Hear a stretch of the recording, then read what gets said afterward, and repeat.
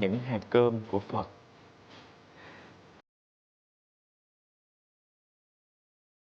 Cứ đúng 12 giờ trưa, chú Tâm Mãn trịnh trọng trong chiếc áo năm thân màu lam, mang bình bát đựng cơm cúng Phật đặt lên bàn giữa của tổ đường và nhắc tôi một câu: "Đến giờ cúng ngọ rồi, thưa chú." Nói xong, chú mỉm cười nhìn tôi rồi lui xuống nhà để lo buổi ngọ thực cho đại chúng. Tôi cũng mỉm cười hoan hỉ và buông bút lông, xếp chồng kinh sách lại để sửa soạn đi cúng dường. Ở chùa, phận sự của tôi trong buổi trưa là dâng cơm cúng Phật. Chú Tâm Mãn thì lo phụ giúp dưới nhà trù, và sau khi dọn trai phạn, chờ cúng Phật xong thì đánh 3 tiếng bảng hiệu lệnh để báo giờ ngọ thực. Hôm nay, chú Tâm Mãn mang bình bát lên với một nét mặt trầm tư. Nụ cười mọi hôm không còn nữa. Tôi đỡ lấy bình bát trên tay chú, nói lời cảm ơn và nhìn chú chở lui xuống nhà dưới. Chúng tôi trang nghiêm và buồn bã hơn vì một cái tang nhỏ đã xảy ra cho chúng tôi từ ngày hôm qua. Trước đây nửa tháng, một hôm sau khi cúng Phật xong, tôi đi tắt những cây đèn nến trong chùa. Khi đến gần bàn Phật để tắt ngọn bạch lạp cắm trên cặp chân đèn đồng cao, tôi thấy từ trong bình bát nhảy ra một chú thằn lằn, miệng tha mấy hạt cơm. Đôi mắt sáng như hai chấm thủy tinh, nhìn tôi như hoảng sợ. Tôi không xua đuổi, nhưng chú thằn lằn cũng chạy mất về phía sau tượng Phật. Ngỡ là chỉ một lần thôi, nhưng đến hôm sau, khi tắt đèn, tôi cũng lại thấy chú thằn lằn từ trong bình bát phóc ra. Cũng hai con mắt sáng như hai chấm thủy tinh nhìn tôi kinh hoàng. Cũng cái miệng nhỏ tha theo vài hạt cơm trắng muốt. Đến hôm sau nữa, tôi để ý rình, mang theo bình bát đặt lên bàn Phật. Tôi chưa mở nắp vội. Tôi thắp nến, thắp hương, kính cẩn lạy Phật như thường lệ. Thỉnh 3 tiếng chuông rồi mới mở nắp bình bát. Chưa thấy tâm dạng chú đâu cả. Tôi nhẹ nhàng khai chuông mõ và xướng bài cúng hương, rồi tụng chú Đại Bi. Nhưng kia, lấp ló phía sau đỉnh trầm, xuất hiện hai chấm sáng như thủy tinh. Tôi bình tĩnh tụng tiếp chú Đại Bi và làm như không hay biết gì cả. Chú thằn lằn tiến tới dần. Chiếc đầu nhỏ bé đã ngóc lên miệng bình bát. Phút chốc, chú đã nhảy vào nằm gọn trong bình bát. Hôm ấy, tôi đọc bài cúng dường không được nhất tâm chút nào. Nghĩ đến cơm dâng cúng Phật đang bị một con thằn lằn vọc phá. Tôi tưởng như mình đã mang tội bất kính đối với Tam Bảo. Tôi thấy giận cái chú thằn lằn quái nghịch kia. Giận vì nó đã làm cho tôi rối loạn vì một việc không đâu. Miệng đọc bài cúng dường mà tâm cứ xao động.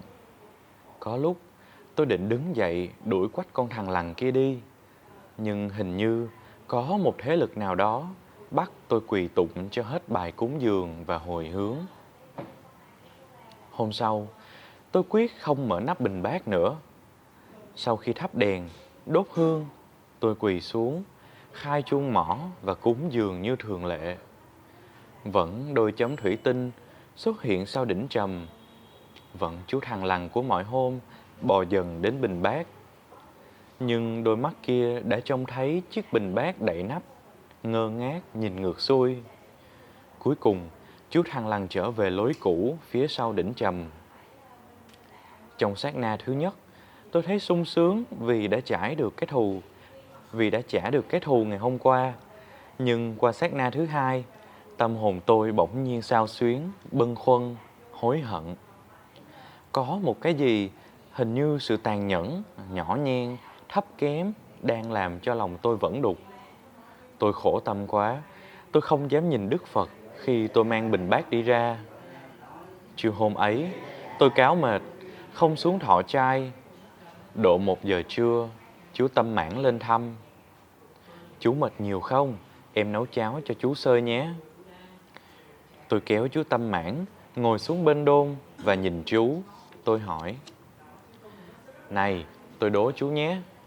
Hôm nào mình cũng dâng cơm cúng Phật, thế Phật có thọ hưởng không? Đã gọi là hưởng thì không phải ăn. À, thì ra là thế. Nhưng này, chú Mãn ạ, chú nói gì cứ nói, em xin nghe. Tôi tưởng Phật không ăn mà cũng không hưởng. Thì em cũng nghĩ như chú đấy.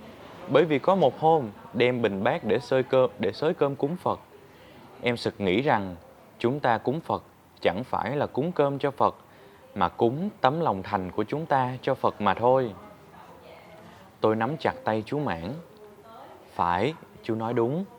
Mỗi ngày đều tưởng nhớ Phật, xem như Đức Phật còn tại, thế nên chúng ta mới cúng dường. Sự cúng dường cốt ở trong tâm mà thôi. Vì trong kinh có dạy, cúng Phật thì công đức vô lượng. Thôi, để bây giờ em đố lại chú nhé. Tại sao trong kinh lại có câu cúng dường chúng sinh tức là cúng dường chư Phật? Nhưng thôi, em đùa đấy, chỉ là một câu kinh em không hiểu, đem ra hỏi chú đấy, chứ không dám đố chú đâu. Tôi lặng im, không dám trả lời. Câu hỏi của người em đồng sư làm cho tôi choáng váng. Vấn đề giản dị như thế mà tôi đã không giải quyết được một cách dễ dàng. Bản nguyện của Đức Phật là cứu khổ, ban vui cho mọi loài chúng sinh, làm cho chúng sinh bớt đau khổ, tức là làm vui lòng chư Phật. Tại sao tôi lại đậy nắp bình bát, không cho con thằng lằn lấy bớt vài hạt cơm để nuôi thân? Kìa, sao chú không trả lời em? Chú Tâm Mãn nhắc. Tôi cười. Nghĩa là cứ mở nắp cho thằng lằn tự do vào chứ gì. Thấy bộ tịch ngơ ngác, không hiểu ất giáp gì của chú, tôi bật cười và kể lại cả câu chuyện cho chú nghe. Tôi cũng không quên cảm ơn chú đã nhắc cho tôi một lối giải quyết hợp lý. Nét mặt chú tươi lên, chú nói: Nếu thế, tại sao mỗi khi cúng Phật, ta không đem theo ít hạt cơm để dưới chân bình bát? Chú thằng lằn của sư huynh sẽ bằng lòng với những hạt cơm đó mà không quấy phá đến cơm cúng Phật nữa. Thật là thần diệu. Chúng tôi thích ý nắm tay nhau, nhưng không dám cười vang, sợ gây nên tiếng ồn trong các phương trượng mà đại chúng đang nghỉ ngơi. Hôm qua, sau giờ ngọ, tôi nắm tay chú Mãn, báo tin cho chú biết con thằng lằn của chúng tôi đã chết. Tôi đang đốt chầm thì nghe một tiếng chạch trên nền đá. Đến nơi đã thấy nó chết rồi chú ạ. Nhưng đâu chắc đó là con thằng lằn của chúng ta, độ nọ. Sao lại không chắc hả chú? Cho đến hôm qua, nghĩa là đã 10 hôm nay, hôm nào nó cũng tha cơm cả. Thế mà hôm nay, mấy hạt cơm tôi đặt dưới chân bình bát vẫn còn nguyên vẹn. Chú Tâm Mãn an ủi tôi. Thôi chú ạ, em chắc rằng một khi con thằng lằn đã biết ăn cơm, nó sẽ không ăn kiến, ăn mối. Nó đã không gây tội ác. Nó được ăn cơm Phật thì chắc nó cũng được vãng sinh. Chúng ta cầu nguyện cho nó. Tôi nghĩ đến một kiếp sống chúng sinh, một chút sóng nhỏ bé và bèo bọt nổi trên biển hiện tượng, rồi chìm lặng trong quên lãng nghìn đời. Tâm trí chìm đắm trong những suy tưởng siêu hình. Tôi chậm rãi đáp lời chú Tâm Mãn. Phải, chúng ta nên cầu nguyện cho nó. Không biết là tụi con ấy nghe cái chuyện này thì tụi con thấy như thế nào? Đây là lần đầu tiên con nghe câu chuyện này và con thấy nó như là một câu chuyện ngụ ngôn cho mấy em nhỏ nghe vậy. Nó kể về một con thằn lằn với câu chuyện một con thằn lằn đi kiếm ăn với cách mà một nhà sư đi đối đãi với nó. Thì có một câu hỏi ở trong câu chuyện là khiến con rất là bị đánh động, là cái câu gì mà hỏi là cúng dường cho chúng sanh có phải là cúng dường cho Bụt không? Con có một đoạn đó thì con thấy câu hỏi cũng rất là hay, tại vì con có từng nghe qua là ở trong mọi chúng sanh thì đều có Bụt tánh. Thì khi mà chúng ta giúp cho một người khác thì cũng như chúng ta đang cúng dường cho chư Bụt. Và con giờ cũng nhìn lại con thằng lằn đó cũng là một chúng sanh, khi mà chúng ta cho nó một hạt cơm hay hạt cơm mà thì cũng như là chúng ta đang cúng cơm cho Bụt, không phải là một vị Bụt ngồi ở trên cái tượng đó không, mà con thằng lằn này cũng là một vị Bụt sống ở đây. Mà cũng hay là con thằng lằn nó không ăn côn trùng, nó ăn cơm. Con cũng bất ngờ lắm, do hồi trước giờ con cho thằng lằn ăn cơm nó không về ăn hết. Có nhiều lần con cho nó uống sữa nó cũng không uống luôn. Mà con thằng lằn ở trong câu chuyện này lại ăn cơm, nó rất là giống như là nó một người tu như trong cái chùa luôn vậy. Và cái khúc đó con cũng thấy rất là đánh động, và khúc cuối câu chuyện con cũng thấy rất là hay khi mà nghe, khi mà con thằng lằn nó bị mất rồi nhưng mà mấy thầy đã nói là chắc con thằng lằn đó nó ăn cơm của Bụt nên là nó sẽ được lên trời. Và con thấy nó một câu chuyện rất là có hậu. Và con cũng học được bài học ở trong đó là giúp chúng sanh cũng như là đang cúng dường cho Bụt, chứ không phải là đi vô chùa cúng dường mà là cúng dường cho Bụt. Hồi nãy con nghe con cũng ấn tượng cái đoạn mà cái chú nói là cúng dường cho chúng sanh cũng như là cúng dường cho Phật. Thì con thấy rất là hay, tại vì Phật không phải là tên của một ai đó, đúng là một người Phật, nhưng mà có một vị Phật thật, nhưng mà mình nên nói là từ Phật tính thì hơn, tại vì Phật không phải là nói một người nào đó, một người có hình dáng hay là đó. Mỗi sinh vật, mỗi chúng sinh đều có tâm thức và cái đó đều là Phật tính. Dạ, theo con là như vậy. Cái đoạn sau con cũng thấy rất là hay. Tại vì khi mà con thằng lằn nó chết á, cái đoạn mà con thằng lằn nó chết xong rồi nó sẽ vãng sanh á, con thấy cũng hay. Tại vì mặc dù là cái thân xác con thằng lằn nó chết rồi nhưng mà cái tâm thức nó không bao giờ chết. Giống như cái câu sư ông nói là một đám mây không bao giờ chết vậy. Dạ, thì con nghe cái đoạn đó thì con lại nghĩ đến cái câu đó. Dạ. Nó là câu chuyện có hậu và nhẹ nhàng, nhưng mà nó có nhiều cái mà mình phải có những cái thấy sâu thì mình mới hiểu. Dạ. Hồi nãy lúc mà con đọc câu chuyện á, thì lúc đó con chưa có kịp nghĩ nhiều. Nhưng mà bây giờ sau khi nghe mọi người chia sẻ và con cũng nhớ lại những cái câu thoại ở trong đó, thì có một câu nữa con thấy rất là hay, đó chính là khi mà cái nhà sư đó đậy cái nắp của cái bình, cái đó là cái bình bát, đậy nắp cái bình bát lại, thì thầy mới cái nhà sư đó mới nghĩ là cái sát na đầu tiên thì là thấy rất là vui, rất là hả dạ, bởi vì con thằng lằn nó không được ăn. Nhưng mà chỉ trong cái sát na thứ hai thì nhà sư đó lại suy nghĩ một cái là thấy bứt rứt, thấy hối hận. Mà con lại thấy rất hay là tại sao không phải là trong giây thứ nhất, trong phút thứ nhất, trong phút thứ hai, mà lại là sát na, là cái sự nhận ra đó nó rất là nhanh và nó chỉ trong một sát na thôi. Và con lại nghĩ về cái cuộc sống hiện tại của mình cũng vậy. Mình rất dễ để ghét một ai đó, không thích một ai đó và làm những thứ chưa đúng chỉ trong một vài giây phút thôi. Nhưng mà mình chưa kịp nghĩ sâu, chưa kịp nhìn sâu. Nhưng mà qua cái giây thứ hai ấy, thì mình lại khó để làm lại cái hành động đó, hoặc là mình làm cái việc đó lại nữa, bởi vì đôi khi nó đã quá trễ rồi. Giống như con chơi với cháu con cũng vậy. Cháu con là một đứa nhóc, nó cũng khá là nghịch. Con cũng cố rất là, đôi khi con cũng nhẹ nhàng để nói chuyện, nhưng mà cháu nó hơi lì thì con không thể chịu đựng được nữa nên con đánh nó luôn. Nhưng mà con đánh nó thật đau, đánh cháu con mà con đau tay nữa. Con lúc đó con thấy vui lắm, con thấy đã, tại vì nó khóc rồi, tại vì nó la lên rồi. Nhưng mà chỉ đúng một lúc sau con thấy cái tay con nó cũng đau mà. Xong rồi con hỏi con cháu con nó đau không? Nó đau chứ. Xong rồi con nhìn cái dấu 5 cái ngón tay con trên lưng của cháu con, là con thấy con hối hận. Cho nên là cái câu chuyện này nó cũng cho con một cái bài học, đó là trong cuộc sống đôi khi mình còn phải nhìn sâu và mình hành động có suy nghĩ hơn.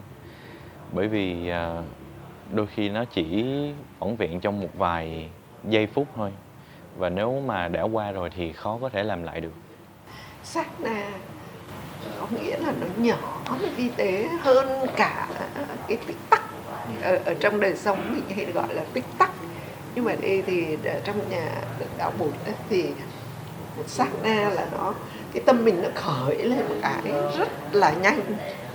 Thành ra vì sao mà cái pháp môn chánh niệm của xưa ông ấy luôn luôn là mình thực tập thì bất kỳ một cái gì xảy đến mình trở về với hơi thở thì mình nhận diện ngay cái sát na đó nó đi lên.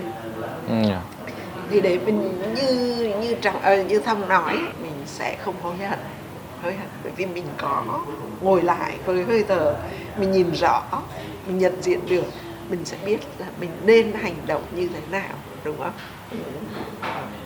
Câu chuyện rất là hay. Thông qua câu chuyện thì con cũng có rút ra một bài học, là khi một cái sự việc xảy ra, nó có thể là bất như ý hoặc không bất như ý, nhưng mà nếu mà mình nhìn nhận sâu, đủ rõ ràng và mình hiểu được cái quá trình thì mình sẽ có cái xử sự và cái hành động nó sẽ hay hơn. Nếu mà mình lắng lòng, mình đủ lắng nghe, mình đủ tự giác, hoặc là mình có thể nghe thêm một số tự giác hoặc góc nhìn của người khác, thì mình sẽ có những cái nhận định đúng hơn. Qua hoàn cảnh thứ nhất là con thằng lằn ăn cơm trong cái bình bát đó. Cái bài học thứ hai là sư thầy bỏ hạt cơm vào cái bình bát cho con thằng lằn nó ăn. Cái bài học tiếp theo là khi con thằng lằn nó đã hy sinh, thì có phải là con thằng lằn ăn cơm đó hay không, hay là một con thằng lằn khác.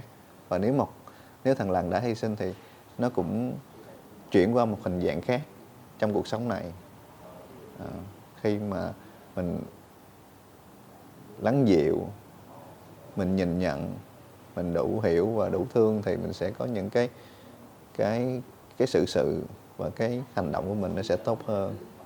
Lần này là lần đầu tiên con cũng chia sẻ với mọi người. Nói chung là lúc mà con nghe thì con cũng cảm thấy giống Thông, là về cái khúc mà khi mà mình sư đẩy cái nồi lại, thì lúc đó cái con tự nhiên con nghĩ tới mẹ của con nghĩ tới ví dụ như là khi mà con với mẹ con có cãi nhau á, thì đôi khi là mình cũng tức giận, mình cũng sẽ nói những cái lời khó nghe. Thì lúc đó nhiều khi mình cũng cảm thấy là mình thỏa mãn với điều đó, nhưng mà sau đó tự nhiên cái con lại bị buồn, con sẽ bị buồn. Nên là tự nhiên cái lúc đó con hơi xúc động một xíu. Thì con thấy là kiểu cũng mọi thứ